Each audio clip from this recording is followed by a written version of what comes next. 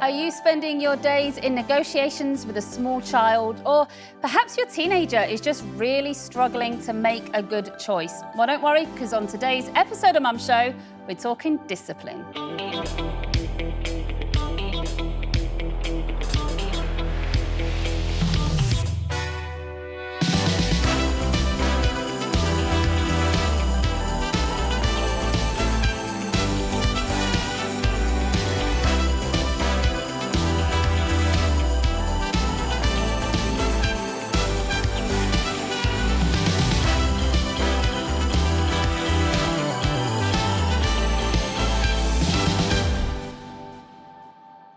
Hello and welcome to the Mum Show. My name's Marina and today I'm joined by Becky from Care for the Family and psychotherapist Emma Brown. And today we are going to be taking on the topic of discipline. Emma, I saw your glimmer then. I saw the fear against your face. Becky, how are you feeling about this topic? Yeah, it's great to talk about, but getting it right is a whole other kettle of fish, isn't it? Implementing it can be tricky. Now, I don't know about you, but I feel like there are some children who are really clear about right and wrong.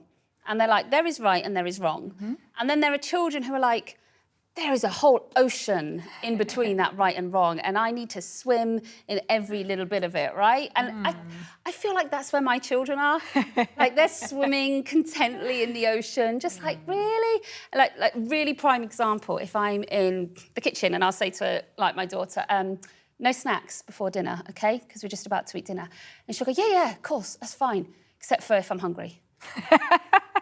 No, not except if you're hungry. Just no snacks before dinner. That's what we do. Yeah, no, that's fine. I know, that's cool. Except if it's an apple, right?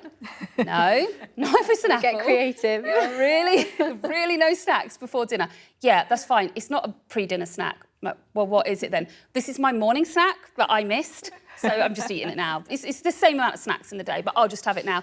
And then just you see them wandering off out the door, and I'm like, how can it be so grey? How can there be such a mixed area in there? But it's a difficult topic, isn't it? It is a difficult topic, and it's probably the topic that most parents want the answers on. It's like, tell me, how do I get my children to do X, Y, and Z?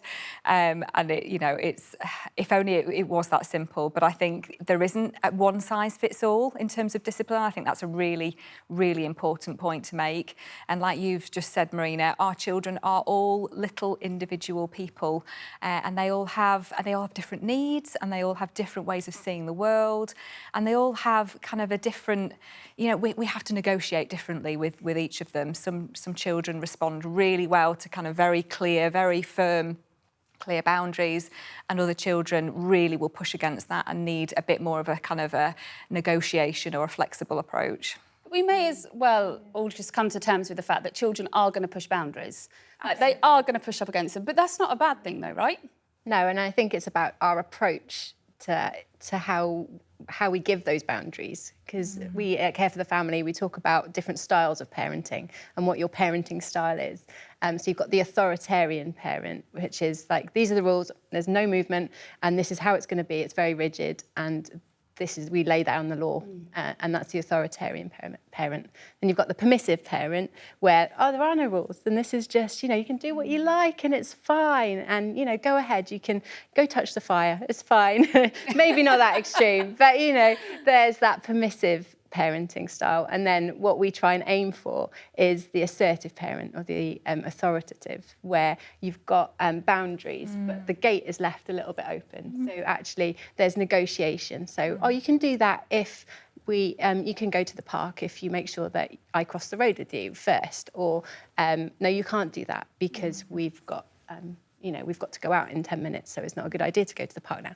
Those sorts of kind of negotiations happen, and you give them freedom and you put those boundaries in place, but it's okay to talk about it, and they know that they're free to talk about it with you as well. And I think that really helps. Yeah. When your children react differently as well. Yeah, I think again it comes down to the kind of the parent's own style and where that comes from, because like we've said before on the show, kind of we do tend to parent automatically in the way, often in response to the way we were parented ourselves.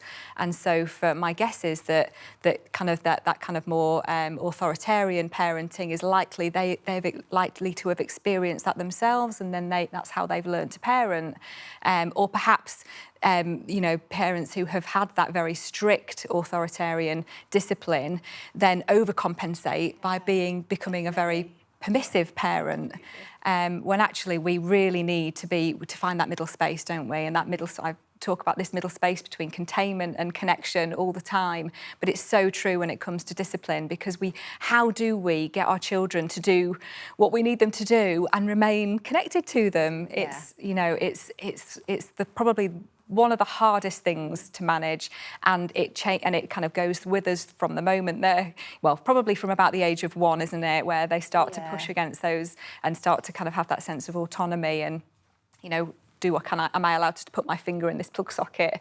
It's from that age right up until, they leave home, really, that we're treading that middle ground and we're trying to find the balance. I think I found it really helpful when somebody gave me permission to think about the boundaries I was setting, and to think about not just how I enforce discipline, but why I'm enforcing discipline. Because sometimes when I really stopped to think about it, I was like, well, this isn't a safety issue. It's not even a courtesy issue.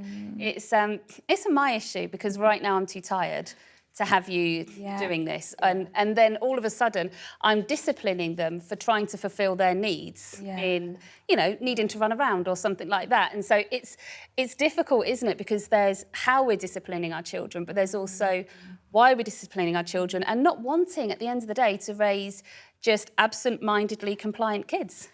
Yeah, absolutely. You have to choose your battles, don't you? Yeah. Completely. No, choosing your battles is a huge one. It's really, really important, and also having realistic expectations on our children. If you're choosing to take a 5-year-old to a really posh restaurant and expecting them to sit at the table and not run around causing chaos, then you have to kind of question that's not a realistic expectation.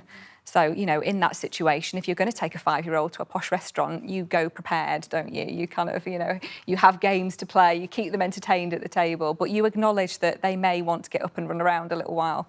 Yeah, so, but I think sometimes as parents, we often worry about being judged, don't we, for our discipline and on the behaviour of our children. We somehow see that as a reflection on us. So actually I think that question of why are we disciplining is a really important one, because are we just trying to control our children so that they look good in public? And if that's the case at times, we're in danger of raising very compliant children, or children that are just wanting to please other people.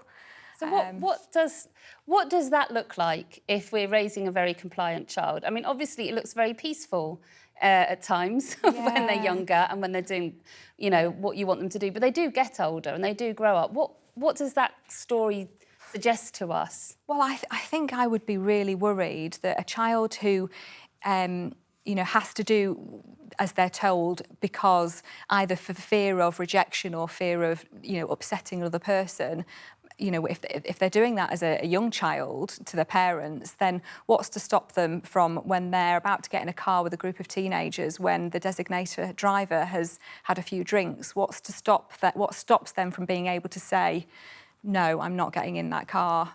Because actually, if we've raised them to be compliant and people pleasers, then, they're going to put that before their safety. So discipline, it means to teach, and it doesn't mean to control. And actually, what do we really want to teach our children through discipline? We want to teach them to be able to internalise that sense of making good choices for themselves based on kind of respect for themselves and others. Yeah, because we're raising adults at the end of the day, aren't we? Yeah. We're not raising children. It's a training ground, that discipline. You're disciplined if you exercise and you train for an event. Yeah. It's a training going on when you discipline, isn't it? You actually, you kind of showing them the way, I guess. Yeah, I think ideally we all want to raise kind humans that will contribute well to the world and that will, you know, make good choices. That's what we all are sort of like hoping for. And I guess for my sense is that they really need to get to a place where through this discipline, they're making those choices for themselves. Like there needs to be a transition, doesn't there, where my daughter or my son goes from saying, I'm doing this because mummy's told me that, or I'm doing this because this feels like the right thing to me. You know, it's a beautiful moment to have years of difficulty with my daughter being able to settle in bed. And when she turns to me and says, I really need to get myself to sleep now, it's my bedtime and I'm feeling tired, like for me, that's like a massive victory because, you know, we had to build disciplines and that didn't look like, you know, if you get out of bed, you're going to be massively punished or I'm going to pay you back for getting out of bed in the morning. I think it. I would just like to confess that. I think to myself, I would love to pay you back for this, but that's not very nice parenting. But, you know, that process of building a discipline around going to sleep and not moving that boundary, and yes, you have to go to bed, there is a victory then when you see them make that choice for themselves. And I guess that's somehow got to be our aim, hasn't it? Absolutely. And I think sometimes we need to trust our children a bit more, you know, and obviously age appropriately. But, you know, for example, I was thinking about my daughter was really, really fussy eater. And we used to kind of get into battles at the, and I'm sure lots of parents can relate to this, battles at the dinner table in terms of what they choose to eat. And actually, I think what we decided in the end was that we were going to try and, when she was old enough, to teach her. So we're not just doing this because we want to control you and we want to force you to eat something you don't want to eat. But actually, we know, we're adults, and we know all about nutrition and we know what it is to eat healthy and a big range of fruits and vegetables and all that sort of thing. And we know that it really helps you to feel good and it'll make you grow strong. But actually, you know, you get to choose and actually trusting your child to make the right choices. And it's a bit of a gamble. You know, I think she did. She chose to eat kind of ice cream for maybe 3 nights in a row. But eventually she was like, you know what? Yeah, I am going to just try it and try these different foods. And actually it did really pay off. And it just takes the kind of complete battle out of things as well sometimes. Yeah. And being clear with your expectations as well. I think I've had to realise that sometimes we've got unspoken expectations and then we're trying to discipline our children. They didn't realise that was an expectation, perhaps. Yeah. And so saying, you know, with our kids at the dinner table, it's right, we expect you to eat half of what is on the table before you're allowed pudding or something like that, you know. And so making it clear from the outset, I think, quite important, isn't it? Personally, I find routine really helpful for that as well, because there's so much they just do because they do it, because it's always done. And if I can put a little routine in place, I'm like, oh, that feels like a big help. But I guess it's us trying to see the process differently. So if we see discipline as a really positive thing, like, oh, good, now I have an opportunity to help you understand how to fix something or restore something or make something better. That's exciting, that's nice. Sounds ridiculous, but it kind of gives you a very different approach to if you think you've done something wrong, now I'm a bad parent, now you need to somehow make this up to me. Like those two different things surely would slip into one of those categories that you guys mentioned over at Care for the Family with the authoritarian and in those practices. Yes. I really like that. I haven't thought about it as a positive experience. It's actually quite a nice framing for it, isn't it, actually? And yeah, as parents, we have to do a lot of reframing sometimes in the day, don't we? And they're not always going to get it right. You know, it's always going to be a journey, isn't it? Yeah, we're not going to have perfect children ever. So what I think might be really helpful, because lots of people have common battlegrounds. Like we all go, oh yeah, the dinner time thing, or oh yeah, you know. I'd love to give you guys some scenarios and think about how you could really pull those out to help bring some discipline in. Is that okay? So let's just say a child or a teenager who is really struggling to come away from a computer, and you've got to try and pull them away and they're repeatedly ignoring you. What does a parent do in that point? Because I think the first thing to happen in me as a parent, and in many, many parents, is to feel triggered that you haven't got any power. And somehow you've got to barge in there and grab some power back off your child and get that respect back. But it doesn't always work. So what would you suggest doing in those moments? Well, I think I would, in those kinds of situations, particularly if it was a child old enough to be, you know, on a computer game, I think I would use what we kind of call like natural consequences or even logical consequences. So instead of kind of like punishment, right, if you don't give me that now, then you're going to be grounded for a week. It's more, okay, if you choose to continue to play on that when I've told you not to, then tomorrow night you're not going to get to go on it. So it's helping them to learn that higher order kind of brain stuff that they really do need to learn at this point, that cause and effect. So if I continue doing this, then this is going to happen tomorrow. I'm going to lose out tomorrow. And the trick really is to stick to it. So if you're going to put a consequence in place, whether it's a natural or logical one, you do need to follow it through, because otherwise the child will learn that, okay, well, mummy says one thing and then she does something else. So that is the real, that's hard, but it is really, really key. But having a natural consequence or a more logical one that fits the situation, it's much more easier to do that rather than that kind of emotive response of you're grounded for a week and then tomorrow night you're like, oh gosh, why did I say that? You know, and then you're having to follow through with something that doesn't feel okay. Yeah, and we often chat that through with our children as well. So we say, well, what do you think makes sense if you don't come off now? Yeah. And actually giving them a choice in the consequence, because, and often it's beforehand. So we know that there's going to be a battle coming off the screen. There often is. Yeah. But if before they go on it, we've said, you know, well, you know that we're going to give you a 5-minute warning. So always give them time on the screen. Don't just cut it off in the middle of a game. I think it's a massive thing, because, you know, that's frustrating for me. If you took me away from my film 5 minutes before the end. Totally. You know, so I think, but we've chatted it through so they know what's coming later on. And they've had a part in understanding that. I think then they're learning, aren't they? It is that cause and effect. And sometimes they're not ready to negotiate in the moment. Sometimes, you know, when they, particularly if it's something that's going to cause them to dysregulate or to become kind of like, you know, very emotionally dysregulated because of whatever it is that they're doing. I think the 3 R's are really important in terms of kind of when you think about the logical kind of progress of discipline, and that's regulate. So make sure that your child is regulated before you try and put in a consequence. Then the relate, so find that way of connecting back with them. And sometimes that might be, yes, that there might have been a fallout during the day and you've kind of, you know, the child is back regulated and you're doing your bedtime routine. You've got that lovely connection back.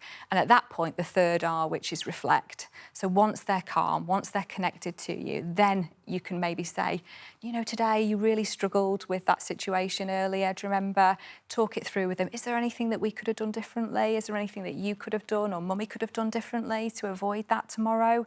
And it's at that point that you can start negotiating and thinking about what might work best going forwards. I think what I really love about that is the parent is required to be regulated. Absolutely. The parent is required to be calm.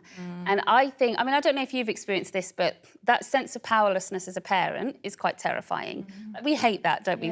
We want to feel. Feels like they're not listening to you at all. Yeah, and it's just you pulling your hair out. It's a major trigger, isn't it? And I love sort of like the way you were saying, Becky, you know, you actually give more power to them. Yeah. You're like, okay, in giving you a choice, I'm actually going to give you the power that you're trying to take anyway. Yeah. And it kind of empowers both of you to move on. But it's such like we have to be able to come to discipline in a place where we feel centred and where we feel calm inside. And I don't know, I think sometimes as parents, we need to pause before trying to implement discipline and just get ourselves into a place of calm, into a place of peace. Absolutely. I often think about, you know, I know that time out used to be, you know, quite a few years ago now, something that all the parenting experts were talking about. What we know really that time out doesn't really work. It kind of causes separation, it causes disconnection.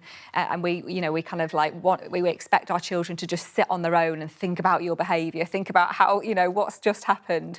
When actually they can't do that if they're feeling disconnected from you and dysregulated. So time out, I very much talk about that for the parents. Yes. If you are you know, kind of realising that you aren't regulated, now is not the time to try and discipline your child, because you're going to do it out of anger, you're going to do it out of fear, you're going to do it, you know, for all the wrong reasons. So at that point, you go and take a time out until you're regulated and calm, and then come back and connect. That's when the crazy consequences come out, though, isn't it? Absolutely. And you say things that you're like, why on earth did I say you were not having TV for the next week? It's completely impractical. And of course, in all of this, we've just got to really know our kids as well, because it's so specific. And, you know, there are times where if they're in danger, you've got to just come in quickly, you've got to be firm.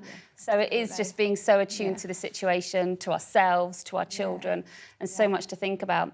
So I'm going to introduce you to the Harmers. They are a fabulous family, friends of mine, and they're going to talk a little bit about how discipline pans out in their household. So here we are, over to the Harmers. So, question number 1. What do boundaries mean? I think boundaries are things that are there to protect you, but are also there to stop you from doing something someone else doesn't want you to do. Good answer. I think it's a rule. I think boundaries sort of like block you. Block you. Question number 2. What do you think is a good boundary that your family have in place? I think a good boundary we've got in place is don't stay up late. If you stay up too late, then your brain might not be ready for the next day. So if you have school the next day, then your brain will just be like, bleh. Holly's been desperate to Holly, well done for keeping your hand up. I've got 2 ones. Don't walk around with hamsters or use your fingers on the plate when you're eating dinner. Because you might have guinea pig poo, germs, or you need to wash your hands. Worst case scenario. So I've got this question, which is, can you think of a time a boundary was broken and what's happened? I was walking around with my Hamster. hamster, and I dropped him and he got a bleeding nose. Do parents ever need disciplining? Yeah. What? That was a quick answer. Because if you just think that you're the perfect person in the world, you're not, and you need to tell your own self off. If a parent makes their child sad, then they need to say sorry. Absolutely. Absolutely. Absolutely, Jules. If you could make a new rule for your house, what would it be? Everybody should cook at least once a week. On Monday it would be Holly with help from Mum or Dad. I'm big On Tuesday it would be Jules. On Wednesday it would be me. On Thursday it would be Mum. On Friday it would be Dad, usually making pizzas. And then on Saturday, Sunday it's just joint family cooking, so we all do it together. My one is don't just scoff all the chocolate or donuts. Who does that?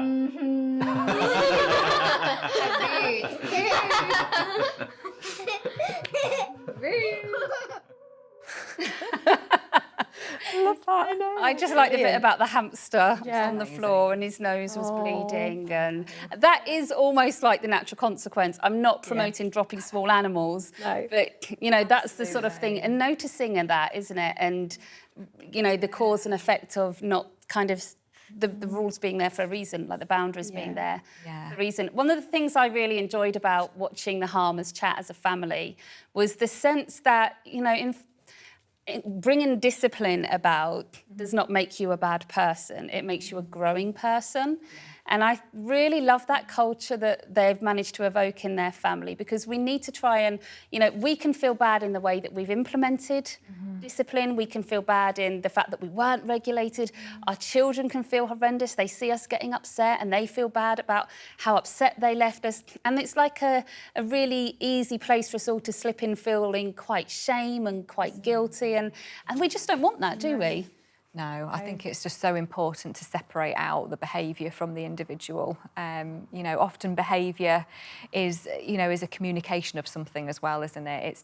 And I think when we do something wrong, it's so easy to step into, I'm a bad person, I'm a bad parent, I'm the worst mother in the world, I've handled that so badly. But that's not helpful. It's not helpful for you, and it's not helpful for your child. And in the same way, we don't want our children to feel like just because they've done something wrong or they've made a mistake, that makes them a bad person either. So separating out the kind of, it's not you, it's the behaviour that's not okay is just so fundamentally important, isn't it? Yeah, and I think it helps our children when they see us apologise. I love that they said that at the end, because actually if our children see that we make mistakes as well, then, because sometimes kids think that you're perfect because you're the mum or you're the dad, or people in authority, they must be perfect and have it all together. But actually when they see that we get it wrong, and we recognise that and say sorry to our children, that's so good for them to understand that even adults make mistakes as well, and we all get it wrong. It's really helps their value as well, doesn't it? Yeah,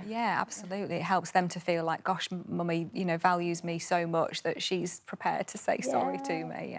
And I think it's really, how important is that repair work? Because I feel conscious that we can all look at ourselves and think of the hundreds of times that we've got it wrong or that we could have done better when it comes to discipline. But there is this beautiful repair work that can be done, and, the guys noticed it in the family, that time when mummy and daddy need to come and say sorry sometimes because they got it wrong. But, what does that do, that repair work? How does that work?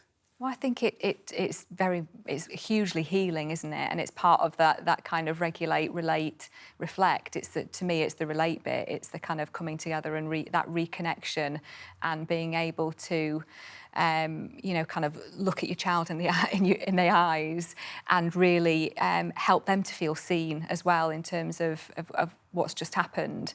One of the, I like my acronyms, but another really helpful tool for kind of discipline is ACT, which is acknowledge the feeling, acknowledge the feeling, communicate the limit, and target an alternative. And so being able to see, but this is particularly for younger children, when they're doing, like, breaking something on purpose. So they might be feeling very cross, having a tantrum, and they want to break something. So you would say, I can see you're really, really cross like that right now, but it's not okay to break the toys. So you take the toy away. But instead, why don't you sit on my knee and we'll do something else? Or why don't we, so it's you're acknowledging the feeling that's behind the behaviour. So you're saying, I see you, I can see that you are really, really cross, but it's not okay to do what you're doing. Let mummy help you find another way to deal with that. That's really helpful. Really helpful. I find this conversation really helpful, because I think discipline is something that we have to deal with for so long. And I just get a sense sometimes that as parents, it's one of those things that we have the most shame over, because we know that it's a time when we're at risk of being so out of control, dysregulated, emotional, stressed, under pressure. So we're not always responding in the way that we would envision ourselves responding. So it's just really helpful to kind of come at these things with, some outside eyes and be able to move forward a little bit more thoughtfully. And of course, we know that tomorrow is always a new day. Absolutely. And you can always get to work repairing and trying again. And that is the beautiful journey of mumhood. Absolutely. Yeah, Guys, thank you so much. Good times to talk to you again. And thank you also for joining us once again. Now, don't forget, if you want to stay up to date with what's happening on The Mum Show and check out some other of our Care for the Family resources, then you can go and follow the link below. And in the meantime, we'll see you soon.